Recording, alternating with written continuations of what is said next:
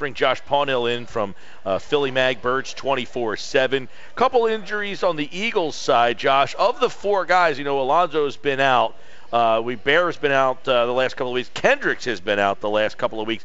I would assume Alonzo, no-go. Any of those three guys, though, anticipating them being ready to go on Monday night?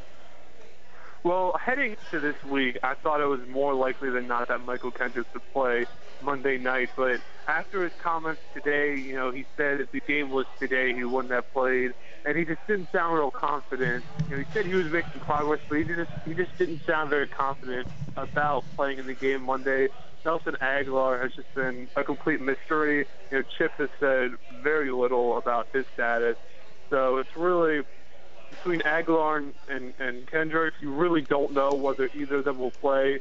But Kendricks is a guy who's been out longer than I've expected. I'm a little surprised that he doesn't sound too confident about playing on Monday. Is that him, or do you think they're kind of being cautious and holding him back because of the emergence of Hicks, meaning they don't have to rush Kendricks back?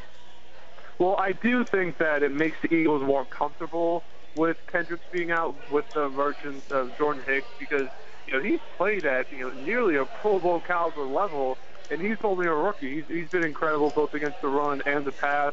But I do think, whenever, they think he's a full go and he's healthy enough to play, they're going to put him back in there. Billy Davis has said, we don't really care how well the backups are playing.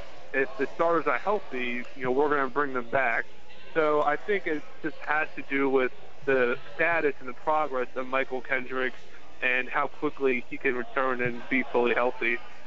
Josh Paunil, Philly Mag Birds 24/7. Aguilar out. You said he's been a mystery. If he's not ready to go, what kind of impact does that have on the offense? I know it doesn't seem like he has done much, but it seemed like he was finally emerging just a little bit in that Jet game. Then he got himself hurt in the Redskin game, and then last week he was kind of a non-factor. But who picks up the slack if he doesn't go? Well, one thing that I would actually keep an eye on is the Eagles could run more two tight end sets. That's something that they did against the Saints that worked pretty well on Sunday. Helped them get the running game going. Obviously, it was their best rushing attack of the season against the Saints. And so that's one alternative you could see. Obviously, Chip loves the 11 personnel with one back, one tight end, and three receivers. And Josh Huff is certainly a guy that you could see even more playing time for. Riley Cooper, and then Jordan Matthews obviously is kind of placed in that slot, and he's not going anywhere. So definitely Cooper, Huff, and Matthews are the three guys that I see as the top three receivers with Nelson Aguilar out of the equation. Josh, that team's really banged up on the Giants side. Of their injuries, Odell Beckham obviously is the biggest name going there. But how about Prince Amukamara being out? Does that, in your mind, put, I don't want to say pressure, but more chances for Sam Bradford? Do they lean on him a little bit more, knowing that they do not have a great pass rush, and now they're down a man in the secondary? Well, yeah, that absolutely could open up some more opportunities because Steve Spagnuolo, he really likes to get creative with his blitzes, and they're going to need the blitz to bring pressure against the Eagles. As you mentioned, their pass rush has been pretty much non-existent so far, and the Eagles' offensive line outside of the Washington game has been pretty good in pass protection, especially against New Orleans. So if New York wants to get a pass rush, they'll have to bring those extra blitzers, and when you do that, you leave your corners on an island to cover the receivers one-on-one. So that will open up opportunities, not just downfield, but intermediate routes, inside, outside, crossing routes. So that is certainly something that could have an impact on the game. Yeah, and they are number one in the league against the rush, which is interesting because last year they were the worst team in the league against the rush. So what has changed for them? And is this a night where we're going to be talking about Murray and Matthews again on Monday and who should be the guy, and they're not getting the running game off the ground? Well, yeah, this is going to be, kind of the big test so far to see. The Eagles showed a lot of improvement to offensive line and run blocking against the Saints on Sunday, but this matchup on Monday night is really going to reveal how much of an improvement the offensive line has made. One thing the offensive line has struggled with this season is slanting and stunts. As they run down the line of scrimmage, defensive linemen cut back inside and get penetration. And that's something the Giants did last year that worked well against them. But this year, according to the Eagles' offensive line, they haven't done that as much. So although the Giants' defensive line has been stout against the run, that's one thing I'm curious to see is if they'll bring more of those slants and stunts, because that's really what the Eagles' offensive line has struggled with. And if you don't see that, though, I think the Eagles' offensive line could have a pretty good game and, allow Murray and Matthews to keep going as they did against the Saints. It's PhillyMag.com, Birds 24/7, all Eagles all the time. Josh Paunil on Thursdays with us. Last look at the Eagles practice here, and obviously, Sam Bradford gets a lot of the attention for that offensive side of the ball. He had 32 completions last week, Josh, 333 yards, but it seems that more of the attention is on those 2 interceptions. And is it fair? Is it fair to look at those 2 interceptions more than the second half? Obviously, you have to look at both of them, but I do think it's absolutely fair to look at the interceptions and kind of focus in on those, because not only are they bad throws, but obviously they come at the most costly time when you're driving down the field approaching the end zone. And those are situations where even if you don't convert the throw and score a touchdown, you can still kick a field goal. Caleb Sturgis hasn't been great, but a 35-yarder is certainly in his range. But he's a guy that did rebound, and he did respond well in the second half. One thing that really helped him was the run game, and he was able to use that play action and the bootleg to get plenty of time to get his open receivers. But those were bad throws, and it is fair to judge him harshly on them.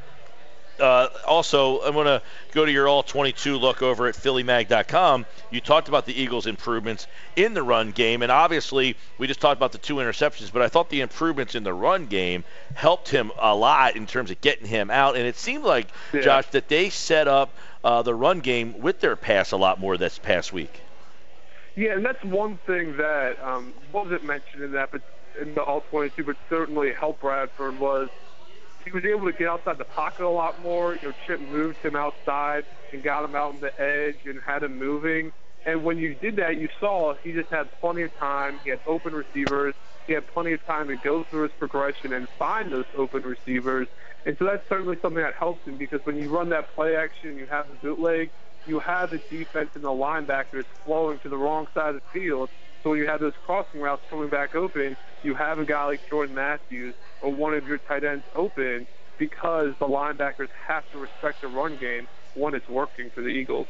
Yeah, and, the Murray-Matthews stuff last week, did you like the way that they used those 2 guys, and or would you like to see more of Matthews? I know a lot of people still clamoring as to why Murray got 20 carries and Matthews, who seemed like he gave him a lift. That one drive, and he came in, he really got him going, but they didn't seem to go back to him too often. What did you think of the way they utilized the backs last week? Well, I think that Matthews certainly did more with the space that he had to run. I think on a few plays, Matthews just did have better blocks and bigger holes to run through, but he was also shiftier in the open field. He made it tougher on the defense to bring him down. One thing that surprised me was, I thought a couple of times DeMarco Murray would kind of hit that second gear and, escape the defense and get a big play, but he just couldn't do it. And that was one thing that Ryan Matthews was good at. I mean, he was just more elusive, better in the open field. And so I think it's fair to wonder, should Ryan Matthews get more carries? And I think he should. When you have a running back that, his yards per carry was twice what DeMarco Murray's was on Sunday. And obviously some of that has to do with the blocking, but when you have the hot hand, I think you should stick to it, and there shouldn't be such a disparity between the carries that Murray and Matthews get. What did you think of his comments this week when he said we look at them as the same guy, and that realistically he doesn't call plays based on who the back is? Is that a smart way to call plays? Because to me, these 2 guys aren't the same. They might be very similar in size and weight, but it seems that one guy has got a little bit more zip than the other guy, and they just have a little bit different running styles, that you would call plays differently for these 2 backs.